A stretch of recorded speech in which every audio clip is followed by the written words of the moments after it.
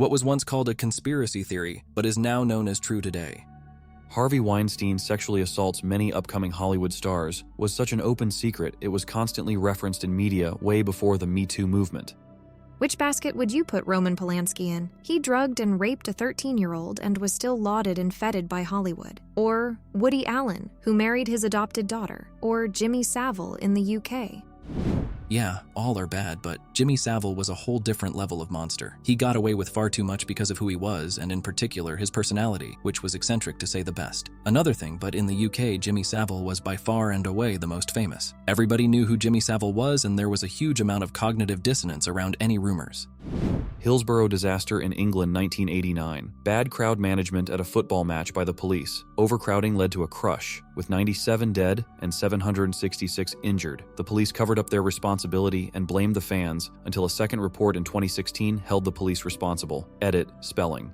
The police briefed the press that Liverpool fans were wholly responsible, accusing us of being drunk, acting violent, and reporting that we robbed the dead and pissed on police who were trying to help the injured. The Sun ran with the infamous "The Truth" headline. For a quarter of a century, we were considered wholly responsible for it. And the Sun doesn't get sold in Liverpool anymore for some odd reason. If anyone else is reading the above comment and thinking it must be an exaggeration that a national newspaper would be boycotted across an entire large city of over 3 decades, it is not. Shops that sell it get shamed and boycotted. We don't fuck about. We don't buy the Sun and we don't vote Tory. The FBI sent a letter to Martin Luther King Jr. telling him he should kill himself. Happy Black History, folks. King's family also sued Lloyd Jowers in 1999 for killing Martin Luther King Jr., and the jury found Jowers and government agencies responsible for the assassination, among others. Atari dumped a bunch of unsold games into a landfill in New Mexico. Even former employees of Atari constantly denied it, but it was actually revealed to be true around 2014. Side note, till the burial took place on the same day as the 1983 Soviet false alarm incident. Wow, they really didn't want people to get hold of ET, did they?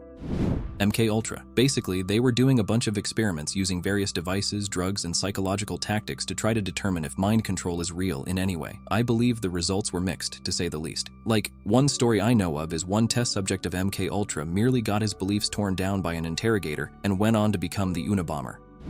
He didn't just get his beliefs torn down, he was routinely mentally and emotionally abused in that program for hours at a time. We're talking about domestic torture on a university campus. The LSD was just an instrument they were hoping could speed up the process of tearing down a person and turning them into an unthinking military drone. Problem is, hallucinogenic drugs don't help people become mindless order-taking killers like they were hoping for. It rather made them indifferent to organized institutions and made them feel more connected to people at a human level. So when the results weren't going the direction they thought, they doubled down on the abuse until it was over. So you have an incredibly smart guy like Ted who sees the same thing so many countless others see when they have these big trips. That post-industrial revolution society has in fact ruined the planet and caused mass extinction events and altered ourselves to incredible degree. And that there's an urge to connect with all living people. And when you go through countless hours or the kind of torture he endured, you can see why it's easy to lose hope for change and to resort to extremes because it seems the only way to bring attention to your story. I'm not justifying him or what he did, but the more we learn about how sick our society has gotten, how generational abuse has ruined us, how society is crushing us, the easier it is to see why he did it. The UK not cleaning up properly after their nuclear tests in Australia. I read a pretty good interview with an indigenous guy who saw a test. It was really upsetting. They were so awed by the explosion, and then they ran into a load of dead kangaroos. They thought the gods had blessed them with food, but after eating the kangaroos, they fell victim to radiation poisoning. I don't know if any studies have been done about cancer and birth defect rates in those communities, but I can only assume it was horrible. As an Australian, I can almost guarantee no government since has put money into finding that information out. Tuskegee Syphilis Study. From 1932 to 1972, the U.S. Public Health Service conducted a study on the natural progression of untreated syphilis in rural African American men in Alabama under the guise of free healthcare, without their informed consent. The men were not told they had syphilis, nor were they treated for it even after penicillin became the standard treatment in 1947. This should be required learning in history class, along with the Tulsa Massacre of 1921. A lot of people grow up clueless about race relations in the U.S., aside from slavery and a very sanitized version of the civil rights movement. I work in clinical research, and the Tuskegee experiment is the first example they use of how not to do medical research in every research ethics training course.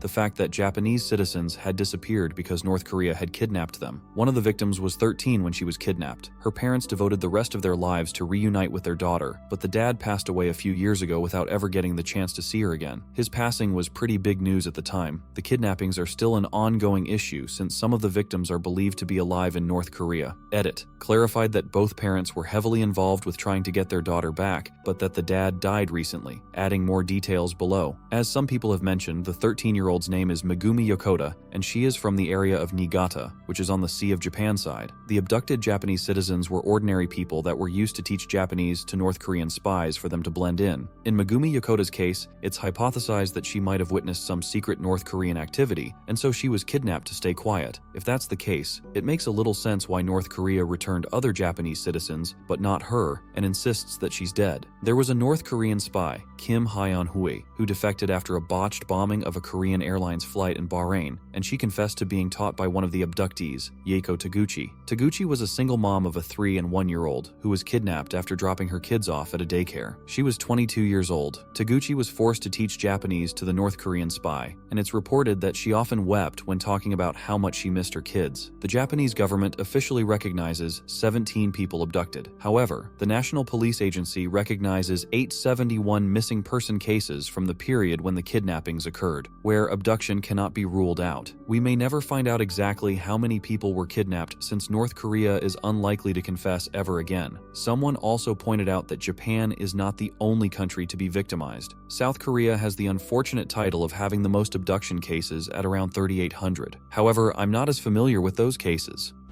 Lived in Japan when this was all confirmed. It was even wilder because the conspiracy theory was the North Koreans were kidnapping random people off the beaches and secretly taking them back to NK and held in secret. Not famous people, not skilled chefs or scientists, not people with a connection to NK, just people off the beach. And they were, to teach Japanese and be spouses to defectors. Truly wild. Epstein's kid-fucking island. And yet, cameras outside his cell were non-functional. Can't be ruining the lives of wealthy kid-fuckers. The most obvious cover-up in history, and nobody seems to give a shit. Cameras stopped working, malfunctioned, guard fell asleep and forgot to do his routine checks, committed suicide, and yet had damage to the neck, consistent with being strangled, killed, and then hung himself. People give a shit, but what are they supposed to do? What are you doing? Who are we supposed to give a shit to? That during the 60s and 70s, between 25% to 50% of the Native American women population in the US were forcibly and unknowingly sterilized when using the free government-provided healthcare known as Indian Health Services. In North Carolina, you could face involuntary sterilization if you were mentally ill all the way up until the late 1970s. Genocide via eugenics. Direct extermination via war or withholding food would be noticed during the 60s and 70s. Forced sterilizations would accomplish extermination, minus the direct murder, over a slightly longer time frame. It's kind of niche, but in Iraq and Afghanistan, we were being made to take anti-malarial drugs. The thing was that different units didn't have to, while others were, and the kind of drug taken was different. We took ours once a week, and we referred to it as Psycho Tuesday because after taking the drug, people would become irritable, aggressive, and angry. There would be fistfights over stupid shit, and people would have really weird nightmares. You'd walk through the habitation unit, and people would be talking in their sleep or sleepwalking. We were told this was due to combat fatigue, but it turns out we were part of an experiment. Some units had been issued uniforms treated in a long-term mosquito repellent, while others were given various anti-malarial drugs. They wanted to see which measures were most effective. The mental disturbances we experienced were a side effect of the particular anti-malarial we had been given. People suffered hearing loss, liver damage, and long-term mental effects from it. These side effects are similar enough to issues created by PTSD and traumatic brain injury from blast exposure that most affected don't realize their health issues are from an involuntary drug trial. The US government has stopped issuing that malaria drug, but yeah, TLDR, was an unwitting human guinea pig in a government experiment, and it almost made me crazy. I and a lot of others made the connection and dodged taking the pills, or cheeked them and spit them out later. So luckily dodged the long-term effects. Others still suffer though. Edit clarification. The drug itself was not experimental. It was one already well known at the time to have neurotoxic properties, and which most countries banned for use outside of emergency treatment of malaria. The experiment was that they gave different units different malaria prevention to see which was more effective. Mine was given the toxic one.